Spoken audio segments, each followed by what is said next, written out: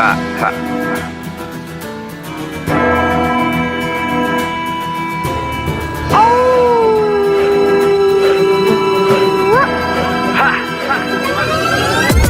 Shields and swords, feel the wars, fighting my blood down to the core. Warriors from medieval age, fear the reign of night brigades. Crusades into the room, moving through the temples and tombs. Scared and placed, prepare to face Professor Awesome and the minions of doom. Professor Awesome and the minions of doom. Professor Awesome and the minions of doom. Professor Awesome and the minions of doom. Professor Awesome and the minions of doom. Professor Awesome and the minions of doom. Hello, minions. Welcome back to Professor Awesome and the Minions of Doom. So, if you have missed me, it's because I have spent a lot of time over the summer traveling. I spent a lot of time behind the Great Firewall of China, and I had other technical difficulties while I was in China, and so because of that, I did spend a lot of time with little or very no internet access at all. So not only wasn't I creating netcasts for Professor Awesome, but in addition to that, I also have the problem of I even struggled to read my emails, and I've gotten a lot of emails. Just 2 days ago, I found an email that someone had sent me while I was there, and I didn't receive it, or maybe I received it, but even when I dug back through, once I got back to internet, I didn't find it. So that in large part explains the interruption, but there is another reason that I happily took the break, and it's because I had an idea that I had percolating in my mind that I really wanted to explore, and I wanted some time off really to explore that. And fortunately, because I don't go on a regular schedule, I can take time off to think about things and post when I want to post. And so I really want to start a kind of a series within Professor Awesome and Minions of Doom that I'm calling Reading for Wisdom. Reading for Wisdom. And just to give you a sense of what I want to do, one of the problems that I'll develop later on in the series is that very often the public discourse about literature, about the arts, frankly about culture generally, is not good and is not instructive or enlightening in any way, and generally tends to be the opposite. And I'm not talking just about like what you see on CBS at night, or the kind of faux intellectual broadcast like PBS or NPR or this kind of thing. I'm talking about the sorts of things, the way that in social media, even to one another, that scholars talk to one another. The very poisonous atmosphere that was really common in only a few fields in, say, the 1990s or early 2000s, is now, I think, just sort of pervaded all elements of intellectual life, and really has for a few years now. And so what I find is that not only do I struggle, I have to put aside a lot of chaff in order to get to a few grains of wheat, but also it's become difficult to speak so that people can hear you. That is to say, you can speak all you want, but no one is listening. They're already checking off boxes among preconceived notions within whatever paradigm it is that they're carrying forward.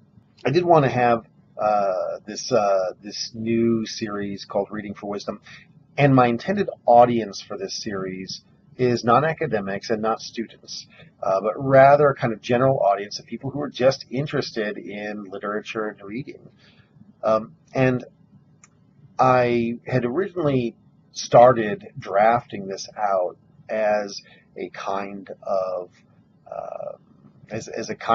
written series, but I I've decided instead to do this as a netcast. And the reason I've decided to do it as a netcast really is that I find that the engagement with this kind of,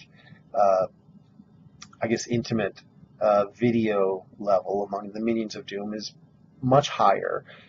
And for the average person, they've got a full-time job, or they've got kids running around the house, or whatever it is that is distracting to them, it's nice to be able to sit down and just listen to someone talking to you rather than necessarily having to read it. And also to be able to hear someone talk about things in a pace that allows you to think them through clearly as they're going about them. So, ironically, you will not be reading this series on reading for wisdom. Instead, you'll just be hearing me talk about it. Now, I had considered doing just a completely different series that was not connected with Professor Awesome and the Minions of Doom and all the shtick and ironic pretentiousness that goes with being Professor Awesome, etc. But I had some students who really prevailed on me. For their argument was one that they felt like more people would listen if I just kept it in the existing series, and also one of them called them grumpy old man rants. We still want the grumpy old man rants. So I will occasionally, when my grumpiness or oldness or rantiness overcomes me, I'll occasionally still provide you with the grumpy old man rants that many of you apparently come to Professor Awesome for. I'm going to continue on with that part of the shtick, and so today's netcast saying this is what I'm going to do is really in many ways one of my least favorite kinds of netcast, which is the netcast that talks about the netcast itself rather than just going forward.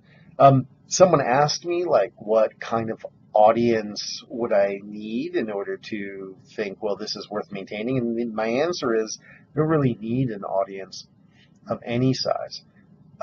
We maybe at an artistic and cultural moment, really since, as I said, the late 1990s, certainly in the early 2000s, when people struggle to hear it all.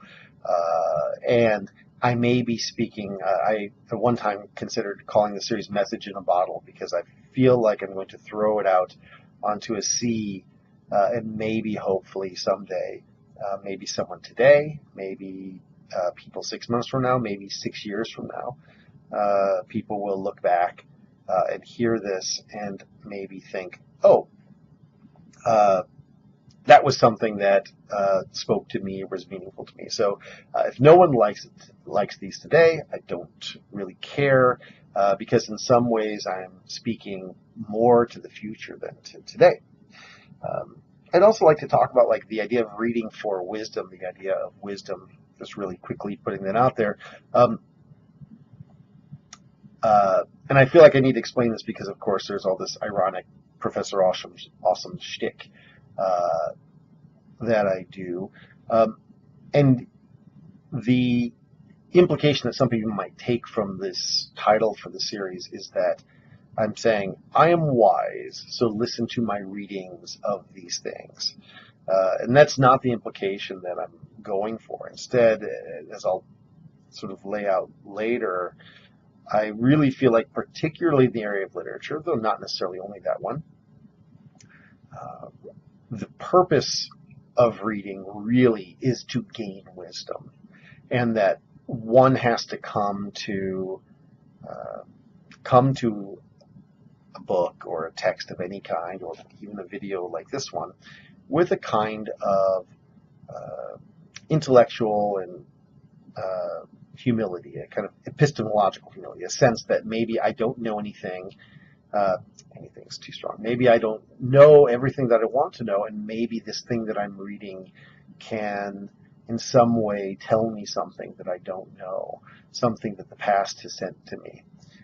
And so I'm really going to be talking about, okay, if that's my purpose when I'm reading, what can I do? If that's my purpose when I'm reading, how do I read? What attitude should I have? How can I approach a book and keep that in mind?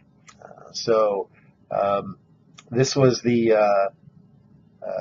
my apologies for lack of old man rantiness today. I do have a series of other things planned out that I'll be releasing, I don't know, when I decide to record them and release them. There may be some more rants coming. Again, I'm just going to wait until I feel the rants growing inside me, because I know that's what many of you come here for. So if you come here for the rants, my apologies. Don't worry, there'll be more grumpiness forthcoming. So, minions, thanks for waiting all summer, and I'll talk to you again soon.